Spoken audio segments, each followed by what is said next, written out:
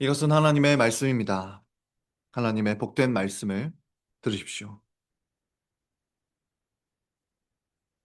유월절 전에 예수께서 자기가 세상을 떠나 아버지께로 돌아가실 때가 이른 줄 아시고 세상에 있는 자기 사람들을 사랑하시되 끝까지 사랑하시니라. 마귀가 벌써 시몬의 아들 가룟 유다의 마음에 예수를 팔려는 생각을 넣었더라.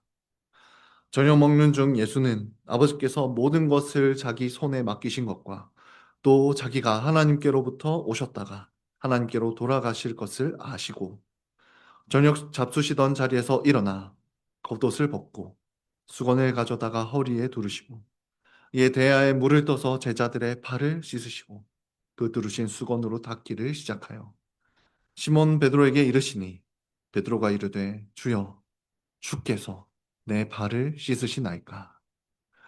예수께서 대답하여 이르시되 내가 하는 것을 내가 지금은 알지 못하나 이후에는 알리라. 베드로가 이르되 내 발을 절대로 씻지 못하시리이다. 예수께서 대답하시되 내가 너를 씻어주지 아니하면 내가 나와 상관이 없느니라. 시몬 베드로가 이르되 주여 내 발뿐 아니라 손과 머리도 씻어 주옵소서. 예수께서 이르시되 이미 목욕한 자는 발밖에 씻을 필요가 없느니라. 온 몸이 깨끗하니라. 너희가 깨끗하나 다는 아니니라 하시니 이는 자기를 팔 자가 누구인지 아심이라. 그러므로 다는 깨끗하지 아니하다 하시니라. 그들의 발을 씻으신 후에 옷을 입으시고 다시 앉아 그들에게 이르시되 내가 너희에게 행한 것을 너희가 아느냐. 너희가 나를 선생이라 또는 주라 하니 너희 말이 옳도다. 내가 그러하다. 내가 주와 또는 선생이 되어 너희 발을 씻었으니 너희도 서로 발을 씻어주는 것이 옳으니라. 내가 너희에게 행한 것 같이 너희도 행하게 하려 하여 본을 보였노라. 내가 진실로 진실로 너희에게 이르노니 종이 주인보다 크지 못하고 보냄을 받은 자가 보낸 자보다 크지 못하나니 너희가 이것을 알고 행하면 복이 있으리라. 아멘. 네, 오늘 읽은 말씀을 통해 그리스도의 법도가 실현되는 교회라는 제목으로 하나님의 말씀을 선포하겠습니다. 2026년 교회 표어는 짐을 서로 지고 그리스도의 법을 성취하라입니다. 다시 말해 그리스도의 법도, 즉 법과 제도가 우리 교회에서 실현되기를 소망한다라는 뜻입니다. 그런데 여기서 그리스도의 법도가 무엇일까요? 그리스도의 법도는 세상의 법도와 비교해 보면 명확해집니다. 세상의 법도가 무엇입니까? 세상의 법도는 높이 올라갈수록 더 섬김 받는 것입니다. 그래서 사람들은 그렇게나 상류층이 되고 싶어 합니다. 높은 자리에 앉아 섬김 받고 싶어 하는 것입니다. 오늘 본문에 나타나는 예수님의 제자들도 마찬가지였습니다. 높은 자리에 앉아 섬김 받는 자가 되기를 원했습니다. 반면에 그리스도의 법도는 높은 자일수록 더 많이 섬기는 것입니다. 높은 자일수록 더 많은 짐을 지고 섬기는 것이 그리스도의 법도입니다. 그런 점에서 세상의 법도와는 반대이지요. 예수님은 제자들이 그리스도의 법도에 대해 배우기를 원했습니다. 그래서 이 법도를 제자들에게 가르쳐 주기 위해 한 가지 일을 하십니다. 그 일은 바로 제자들의 발을 씻기신 일입니다. 그러므로 우리가 오늘 본문을 살펴볼 때 우리는 예수님께서 세상의 법도가 아닌 그리스도의 법도를 교회에 세우셨고 그 그리스도의 법도가 교회에서 실현되게 하신 모습을 봅니다. 어떻게 이 그리스도의 법도가 교회에서 실현될 수 있는지를 우리는 보게 된다는 것입니다. 그런 점에서 오늘 본문을 네 제시로 함께 살펴보면서 그리스도의 법도에 대해 함께 교훈받기를 원합니다. 먼저 오늘 본문의 배경은 유월절 식사 자리였습니다.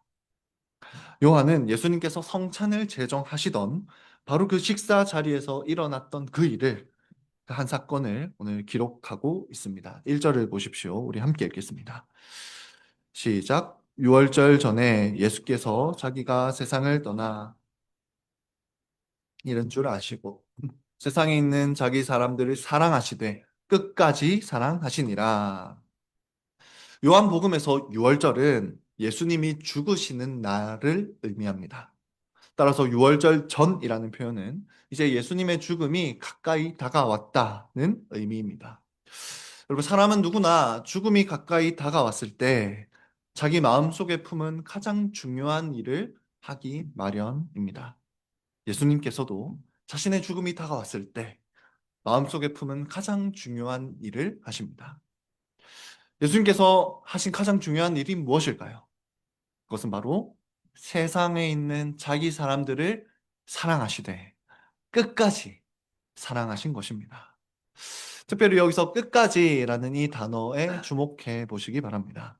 여러분, 예수님의 사랑은 그 길이에 있어서 끝나지 않는 사랑이었습니다. 예수님은 잠시 후에 죽임 당하실 것입니다. 그러나 십자가에서 죽임 당하시는 그 순간까지도 예수님의 사랑은 멈추지 않았습니다.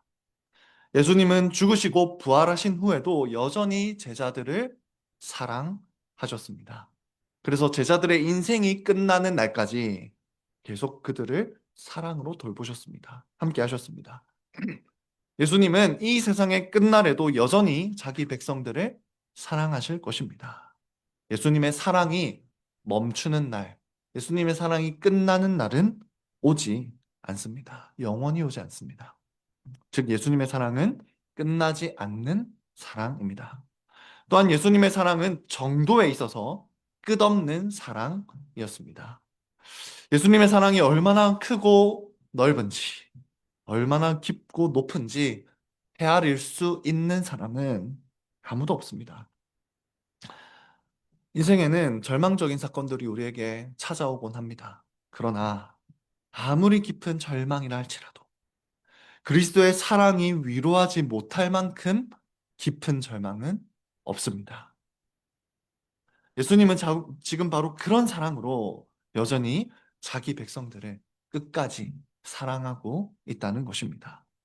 여러분, 이처럼 예수님은 끝까지 사랑하셨는데 이 끝까지 사랑하신 것과는 반대로 끝까지 예수님의 사랑을 배신한 제자도 있었습니다.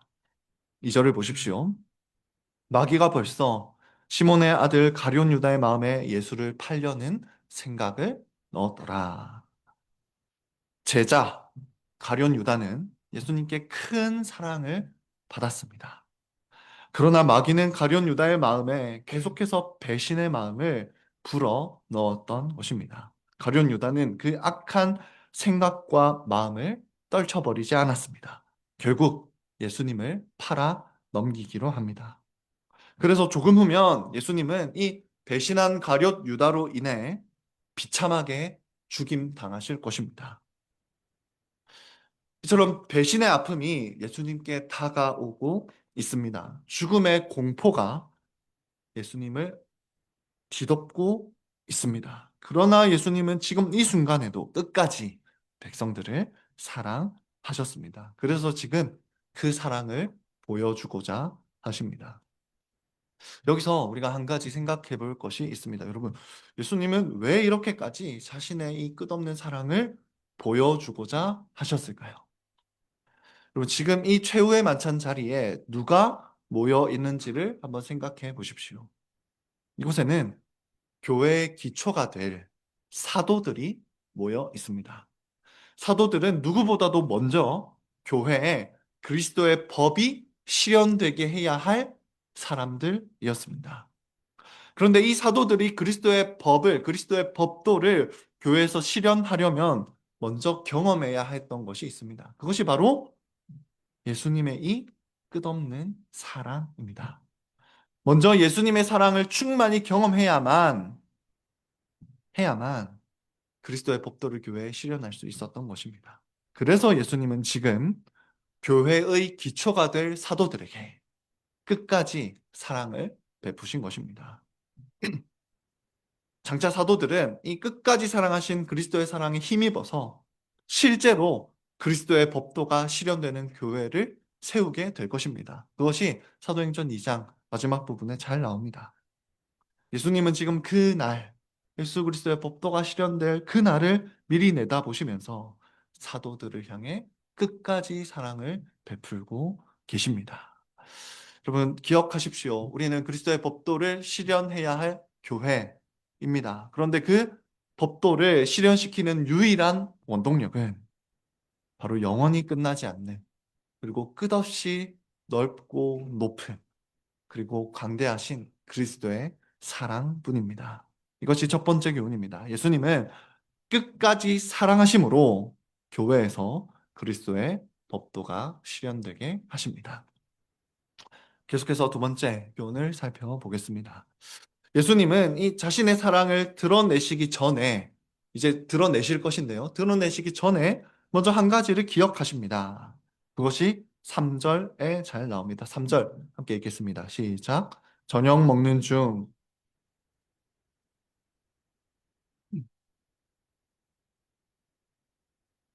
하나님께로 돌아가실 것을 아시고, 이 구절은 예수님이 얼마나 높은 분이신지를 보여줍니다. 이 구절이 증언하듯 예수님은 하나님 아버지께 모든 권세를 받으신 분입니다. 예수님은 하나님께로부터 오신 분이고 또한 하나님께로 다시 돌아가실 분입니다. 이것은 무엇을 말하느냐? 예수님은 모든 권세와 권한을 지니신 가장 높은 하나님이시다라는 것입니다. 예수님은 지금 자신이 얼마나 높은 존재인지를 분명히 기억하십니다. 그러나 그 높으신 예수님께서는 동시에 자신이 이 땅에 내려오신 목적 또한 함께 기억하고 계십니다. 예수님이 내려오신 목적은 끝없는 사랑으로 자기 백성들을 섬기기 위해서였습니다. 그래서 이어지는 구절은 그 높으신 예수님께서 오히려 낮아지시는 모습을 보여줍니다. 4절과 5절 우리 함께 읽겠습니다. 저녁 잡수시던 자리에서 일어나 겉옷을 벗고 수건을 가져다가 허리에 두르시고 이에 대야에 물을 떠서 제자들의 발을 씻으시고 그 두르신 수건으로 닦기를 시작하여, 예수님은 식사를 멈추시고 갑자기 자리에서 일어나십니다. 그리고 겉옷을 벗으십니다. 수건을 가져다가 허리에도 두르십니다. 대야에 이제 물을 떠서 제자들의 발을 씻기십니다. 그리고 허리에 있던 그 수건으로 제자들의 발을 닦으시기까지 합니다. 여러분, 세례 요한은 자신이 예수님의 신발끈을 풀기도 감당하지 못하겠다라고 증언했습니다. 그 정도로 예수님이 높으신 분이라는 것입니다. 그런데 지금 그 높으신 예수님이 무엇을 하십니까? 제자들의 신발끈을 풀고 제자들의 발을 씻어 주십니다.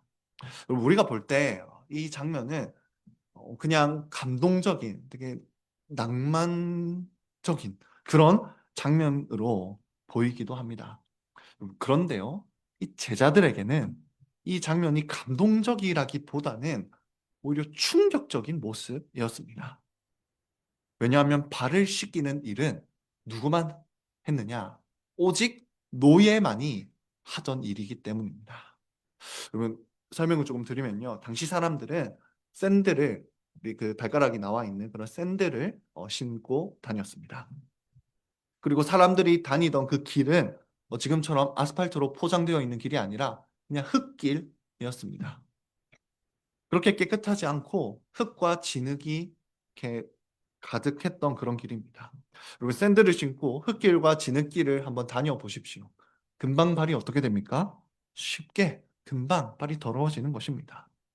그래서 당시 사람들은 누군가 집에 들어오거나 할 때 발 씻을 물을 주는 것이 당연한 관례였습니다. 그래서 그 물을 받으면 자신이 직접 그 발을 씻거나 아니면 천한 노예들이 발을 씻어 주었습니다. 그런데 이때 이 유대인 노예에게는, 유대인 중에 노예가 된 사람에게는 발을 씻기는 일을 시키지 않았습니다. 왜냐하면 너무 천한 일이었기 때문입니다. 그래서 노예 중에서도 가장 천한 이방인 노예들에게만 발 씻기는 일을 맡겼습니다. 그런데 지금 어떤 일이 일어납니까? 그러니까 노예들도 하지 않던 그 비천한 일을 예수님이 하고 계신 것입니다. 그리고 참 신비합니다. 3절을 보면 예수님이 어떤 분이신지 기억했다고 했지 않습니까? 보통 사람들은 자신이 얼마나 높은 사람인지 기억하면서 대접받기를 원합니다. 내가 사회에서 이렇게나 인정받는 사람인데 당신이 나를 이렇게 대해? 라고 생각하면서 대접받기를 원합니다. 그러나 예수님은 자신이 가장 높은 하나님이심을 기억했습니다. 근데 그 사실을 기억하면서 하신 일이 무엇입니까? 가장 비천한 종의 모습으로 섬기신 것입니다. 그리고 종으로 섬기신 이 모습은 마치 예수님의 일생을 보여주는 듯합니다. 여러분, 예수님은 하늘 왕좌에서 일어나 이 땅으로 내려오셨습니다. 마치 그것처럼 예수님은 식사 자리에서 일어나 바닥으로 내려오십니다. 예수님은 원래 빛을 옷 입으시던 분입니다. 그런데 그 예수님께서 지금 겉옷까지도 벗고 허리에 수건을 두르십니다. 온 세상에서 가장 높으신 왕께서 당시 가장 천대받는 종의 옷차림새를 입으신 것입니다. 예수님은 제자들의 더러운 죄를 자신의 피로 씻기실 대제사장이십니다. 예수님은 마치 그 일을 지금 미리 보여주시기라도 하듯 대야에 물을 떠서 제자들의 냄새나는 발을 깨끗이 씻기십니다. 예수님은 죄인들의 모든 죄를 대속하신 후에 하늘로 다시 돌아가셔서 다시 왕좌에 앉으실 분입니다.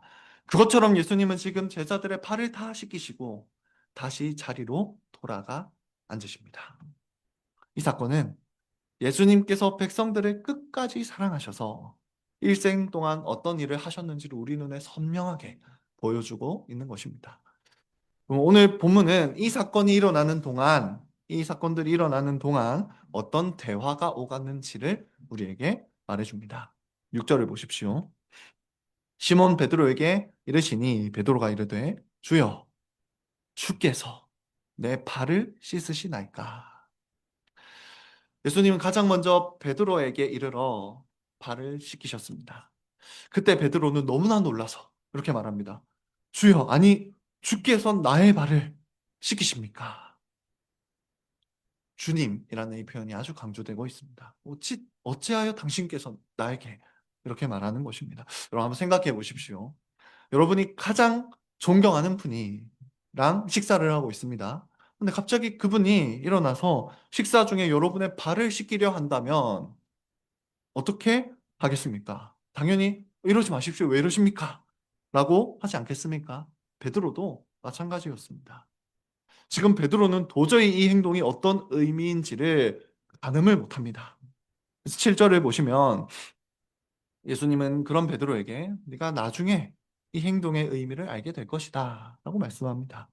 구체적으로 말하면 성령님이 임하시면 이 모든 일의 의미를 베드로는 깨닫게 될 것입니다. 하지만 아직 지금은 베드로는 이 사건의 의미를 전혀 이해하지 못합니다. 그래서 베드로는 도무지 가만히 있을 수가 없었습니다. 그래서 이렇게 말합니다. 8절 앞부분을 보시면 베드로가 이르되 내 발을 절대로 씻지 못하시리이다. 절대로 이 일을 할 수 없습니다. 라고 극구 말리고 있습니다.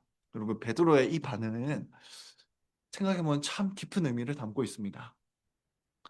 베드로는 예수님이 종처럼 자신의 발을 씻기시는 것이 법도가 아니라고 생각했던 것입니다.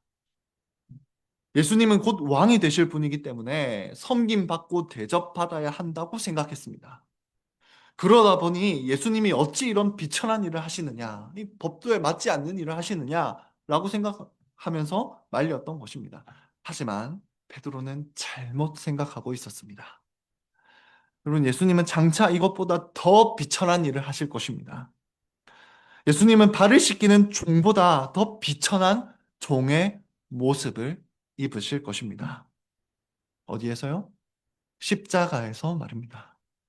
예수님은 그곳에서 베드로의 발과는 비교도 되지 않는 더 더러운 것들을 씻어 주실 것입니다. 무엇을 씻어 주십니까? 자신의 피를 쏟아서 죄인들의 영혼을 뒤덮고 있는 역겨운 죄를 다 씻어 주실 것입니다. 심지어 몇 시간 후에 베드로는 죽을까봐 두려워서 자신을 죽기까지 사랑하신 분을 저주하면서 부인할 것입니다. 그것이 몇 시간 남지 않았습니다. 예수님은 그 사실도 아셨습니다. 그래서 13장 후반부를 보시면 너가 나를 부인할 것이다 라고 하십니다. 그러나 예수님은 지금 종의 모습으로 허리를 굽힌 채 무릎을 꿇고 자신을 부인할 그 죄인의 발을 씻어 주고 계십니다. 여러분, 이 본문은 우리가 믿는 예수님이 어떤 분이신지를 너무나 분명하게 보여주고 있습니다. 그분은 원래 하나님이셨으나 하나님께로부터 오셨다가 다시 돌아갈 하나님, 모든 권세를 가진 하나님이셨으나 종의 형상을 입으셨습니다. 종의 형상만 입은 것이 아니라 오히려 종들도 하지 않던 비참한 일들까지도 하셨습니다. 가장 높으신 왕께서 가장 비천한 종보다 더 비천해지신 것입니다. 여러분, 교회는 다름 아닌 이 진리를 믿는 사람들의 공동체입니다. 우리는 다 이 진리를 믿습니다. 우리는 우주보다 더 높으신 그리스도께서 우리를 위해 종보다 더 낮아지셨음을, 그래서 우리를 섬겨 주셨음을 믿는 사람들의 공동체입니다. 여러분, 이 진리를 믿지 않는 사람들은요, 어디에서나 높임 받기를 원합니다. 그렇지 않겠습니까? 그것이 법도이기 때문입니다. 심지어 교회에 와서도 높임 받기를 원합니다. 그러나 교회의 법도는, 그리스도의 법도는 그것이 아닙니다. 교회는 예수님의 나라입니다. 이곳의 왕이신 예수님께서 어떻게 하셨는지를 여러분 보십시오. 그분은 오히려 종처럼 백성들을 섬기셨습니다. 높은 자가 더 낮아져서 섬기는 것이 바로 그리스도의 법도입니다. 그리고 교회 공동체가 이 진리를 진정으로 믿을 때 교회 공동체에는 그리스도의 법도가 실현됩니다. 정말 그 높으신 주께서 이토록 낮아지셨구나. 이것을 믿는 사람들은 교회에서 그리스도의 법도를 실현하는 사람으로 살아가는 것입니다. 여러분, 그러니 이 진리를 믿으시기 바랍니다. 여기서 두 번째 교훈을 반복합니다. 예수님은 종처럼 섬기심으로써 그리스도의 법도가 실현되게 하셨습니다. 이어서 계속 살펴보겠습니다. 예수님은 발을 씻어주시는 것을 거부하던 베드로에게 이제 말씀하십니다. 8절 후반부입니다. 예수께서 대답하시되 내가 너를 씻어주지 않으면 네가 나와 상관이 없느니라. 이제 예수님은 비유적으로 이 사건의 의미를 설명해 주시기 시작합니다.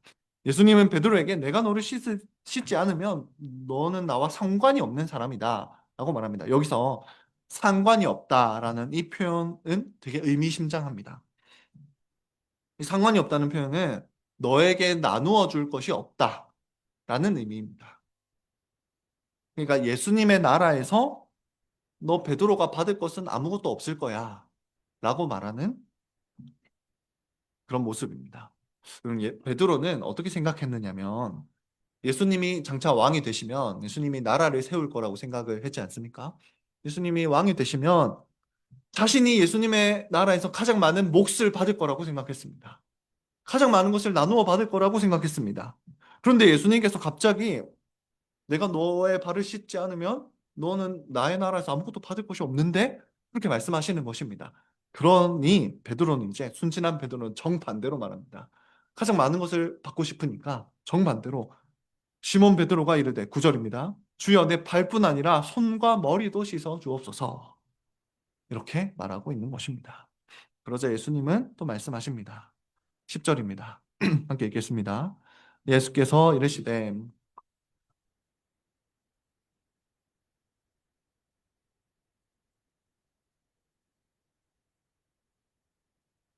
예수님은 다시 발을 씻으시는 이 행동이 어떤 의미인지를 또 가르쳐 주십니다. 예수님은 장차 십자가에서 종의 모습으로 피를 흘리실 것입니다. 그 피로 제자들의 모든 죄를 다 씻기실 것입니다.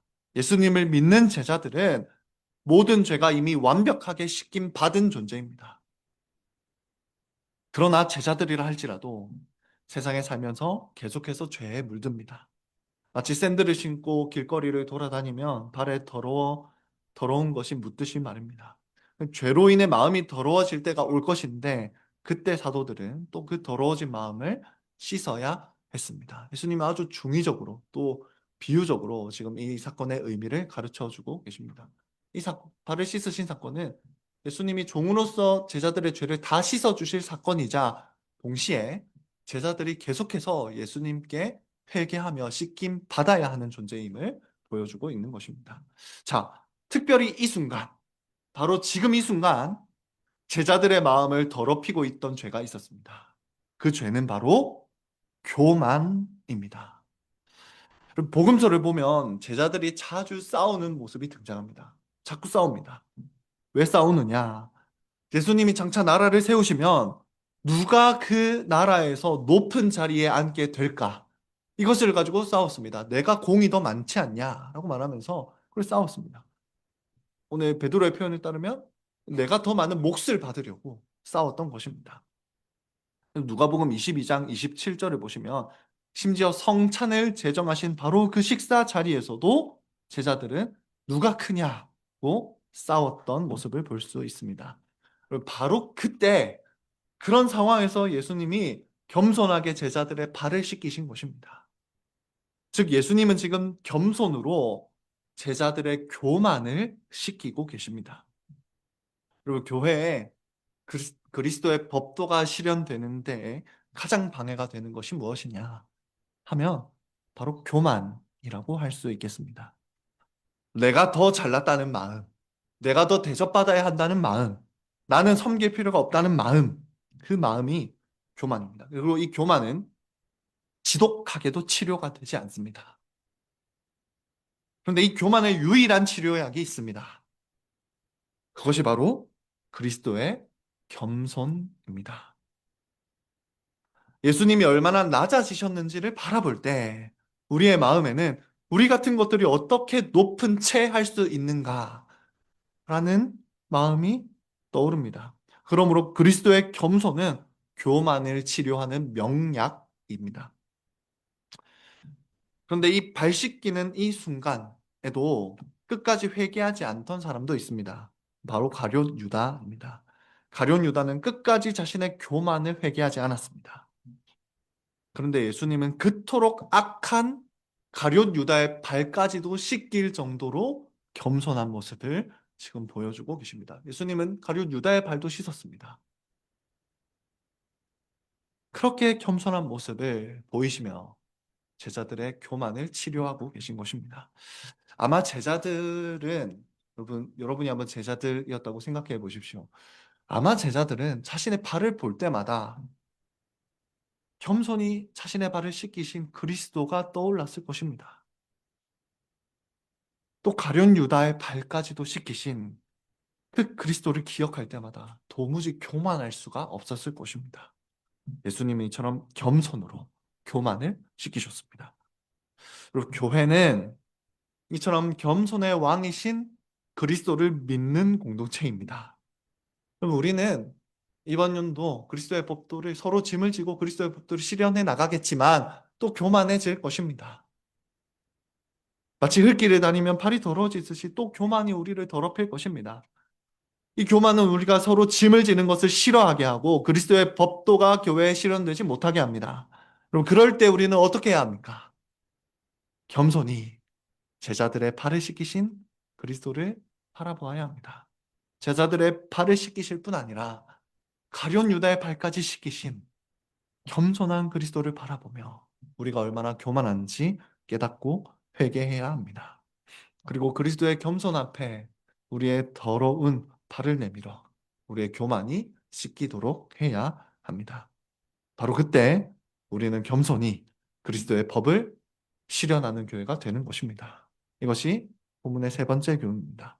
예수님은 겸손으로 교만을 씻김으로써 그리스도의 법도가 교회에서 실현되게 하십니다.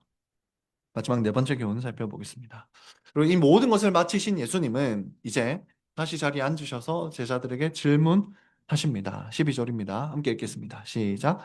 그들의 발을 씻으신 후에 그들에게 이르시되 내가 너희에게 행한 것을 너희가 아느냐? 이 질문에 누구도 제대로 대답하지 못합니다. 그래서 예수님께서는 곧장 답을 주십니다. 13절입니다. 너희가 나를 선생이라 또는 주라 하니 너희 말이 옳도다. 내가 그러하다. 제자들은 평소에 예수님을 뭐라고 우리 오늘 퀴즈 나옵니다, 여러분. 네. 평소 예수님을 제자들이 뭐라고 불렀냐면 선생님, 스승님 혹은 주님이라고 불렀습니다. 그런데 여러분, 제자들은 입으로만 그렇게 부를 뿐만 아니라 정말 예수님을 주님과 스승으로 믿어야 했습니다. 그렇게 예수님은 이어지는 구절에서 이렇게 말씀하십니다. 14절과 15절 함께 읽겠습니다. 시작. 내가 주와 또는 너희도 서로 발을 씻어 주는 것이 옳으니라. 너희도 서로 행하게 하노라. 아멘. 여러분, 이 구절을 예를 들어 설명하면 이런 것입니다. 어느 날 왕이 신하들을 다 불러 모읍니다. 나의 신하는 다 오라 합니다. 그리고는 그 자리에서 신하들의 발을 직접 씻어줍니다. 그러면서 이렇게 말합니다. 내 나라는 높은 자가 낮은 자의 발을 씻어주는 것이 법도니라 라고 말합니다. 왕이 법도를 반포함과 동시에 가장 먼저 그 법도를 지키는 모습을 보여준 것입니다. 또한 어느 날 스승이 제자들을 다 불러 모읍니다. 그리고 제자들의 발을 씻어주면서 이것이 나의 제자들이 해야 할 일이라 라고 모범을 보여줍니다. 여러분, 저는 예수님은 왕으로서 먼저 섬김의 법도를 지키셨습니다. 스승으로서 먼저 가르친 대로 행동하셨습니다. 그러므로 정말 그분을 왕으로 믿는 백성, 또 정말 그분을 스승으로 믿는 제자는 무슨 일을 해야 합니까? 왕이 왕과 스승의 본을 보고 따르는 것입니다. 그것이 정말 왕으로 스승으로 믿는 사람의 모습입니다. 예수님은 제자들이 반드시 이 말씀을 지켜야 한다는 것을 단호하게 말씀하십니다. 16절을 보십시오. 내가 진실로 진실로 너희에게 이르노니 종이 주인보다 크지 못하고 보냄을 받은 자가 보낸 자보다 크지 못하나니. 종이 주인보다 크지 못합니다. 신하가 왕보다 높지 않습니다. 당연하지 않습니까? 왕이 더 높습니다. 그러므로 왕이 자신의 법도를 지켰다면 당연히 그보다 더 낮은 신하나 종은 반드시 그 법도를 지켜야 하는 것입니다. 예수님은 우리가 해야 할 일이 무엇인지 먼저 본을 보여주시고, 그다음 우리에게도 그 일을 하라고 명령하시면서 우리를 세상에 보내시는 왕이십니다. 그러니 왕이신 예수님께 보냄받은 우리는 마땅히 예수님처럼 섬기는 것이 당연하고 반드시 그래야 한다는 말입니다. 이제 마지막으로 예수님이 말씀하십니다. 17절입니다. 너희가 이것을 알고 행하면 복이 있으리라. 이 모든 것을 알고 행하면 복이 있을 것이다 하십니다. 여러분, 그러니까 예수님이 보여주신 게 무엇입니까? 낮은 자리에서 섬기는 것입니다. 종보다 더 비천해지셔서 섬겨주신 것입니다. 이거를 행하면 복이 있다 하십니다. 이것이 무슨 복이 있습니까? 그런데 정말 복이 있습니다. 여러분, 우리가 정말 예수님의 본을 따라 산다면 그것은 우리가 예수님의 백성이라는 증거입니다. 우리가 예수님의 가르침에 따른다면 우리가 정말 예수님의 제자임을 증명하는 것입니다. 그러니 우리가 예수님의 백성이라는 증거, 우리가 예수님의 제자라는 증명이 얼마나 복된 일입니까? 여러분, 기억하시기 바랍니다. 우리가 언제 예수님의 백성인지 드러납니까? 우리가 언제 예수님의 제자인지 분명해집니까? 왕이신 예수님의 법도대로 서로 섬길 때입니다. 스승이신 예수님을 본받아 그분처럼 사랑할 때입니다. 심지어 원수에게도 사랑의 섬김을 보일 그때입니다. 그때 세상은, 아, 저 사람들은 정말 예수님의 백성이자 정말 예수님의 제자들이구나를 알게 될 것입니다. 여러분, 예수님은 자신의 나라인 이 교회 공동체에 그리스도의 법도를 실현시키시려고 먼저 본을 보여주신 것입니다.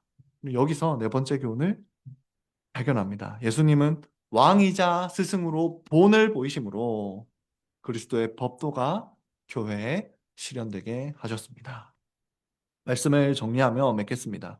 오늘 본문은 예수님께서 제자들의 발을 씻기신 사건을 담고 있습니다. 여러분, 한 가지 짚고 넘어가야 할 것은요. 발을 씻기신 이 사건은 하나님이신 예수님께서 하실 때 의미가 있다는 것입니다. 그러니까 우리가 서로 진짜로 발을 씻어주는 이 세족식을 행할 필요는 없습니다. 교회에서 이 세족식을 반복할 필요는 전혀 없습니다. 그러면 우리가 세족식을 반복하진 않지만 교회가 기억해야 할 중요한 교훈이 있습니다. 그것이 바로 오늘 설교입니다. 그리스도께서 제자들의 발을 씻기신 이 사건은 그리스도의 법도가 어떻게 교회 안에서 실현되는지를 보여줍니다. 우리가 그리스도의 끝나지 않는 끝없는 사랑에 흠뻑 젖을 때 그리스도의 법도가 교회에 실현됩니다. 우리가 십자가에서 비천한 종의 모습으로 섬기신 그리스도를 바라볼 때 그리스도의 법도가 실현됩니다. 그리스도의 겸손함이 우리의 교만을 씻을 때 실현됩니다. 우리가 그리스도의 본을 바라보며 그 본에 따라 살기를 간절히 소망할 때 그때 그리스도의 법도가 실현됩니다. 오늘 본문이 가르치는 교훈을 진정으로 믿을 때 성령님은 그리스도의 법도가 우리 교회에서 풍성하게 실현되게 하실 것입니다. 서로 사랑하고 서로 용서하고 서로 위로하며 서로 권하는 교회가 되게 하실 것입니다. 무엇보다 짐을 서로 지며 그리스도의 법을 성취하는 교회가 되게 하실 것입니다. 14절의 말씀을 마지막으로 기억하기를 원합니다. 그리스도께서 우리의 주인이자 스승으로서 발을 씻어 주셨습니다. 우리가 그분의 백성이라면, 그분의 제자라면 우리도 서로 섬김이 마땅합니다. 이번 한 해 이 진리를 믿고 따르는 우리가 되기를 원합니다. 그리하여 그리스도의 법도가 온전히 실현되는 광교 장로교회가 되기를 성부와 성자와 성령의 이름으로 축원합니다.